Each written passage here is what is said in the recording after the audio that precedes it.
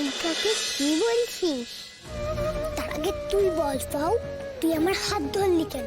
আচ্ছা ঠিক আছে, ছেড়ে দিচ্ছি। আগে তুমি বলো, তোমার জামাটা পছন্দ হয়েছে? মায়ের বানানো জামা। তোর মা নয়, আমার মা। হ্যাঁ ঠিক আছে, তোমারই মা, আমার তো মাসিমণি। এবার বলো, জামাটা পছন্দ হয়েছে?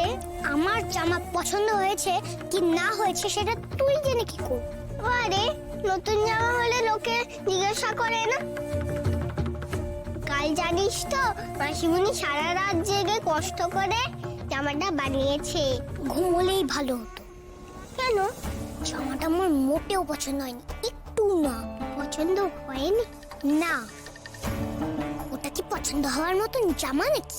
মাসিমণি নিজের হাতে বানানো, তাও পছন্দ হয়নি?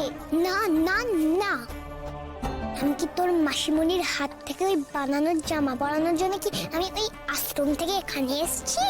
রাত্রে অনুষ্ঠানে তুই পরবি না ওই জামা? মোটেই না। এমনি করে বলিস না টায়রা, মাসিমণি কষ্ট পাবে তো। কষ্ট পেলে পাবে।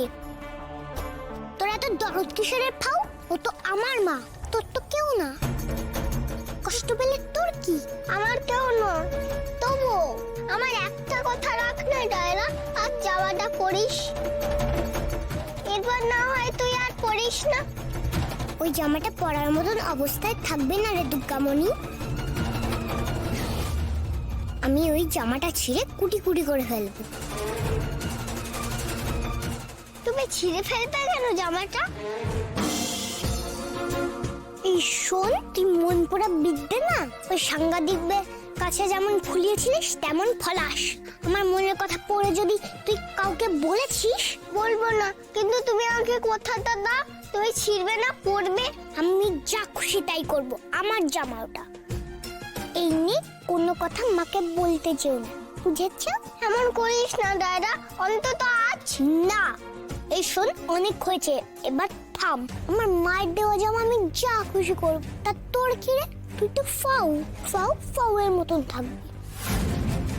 বেশি কথা বললে না দূর করে দেবো ওই বাড়ি থেকে।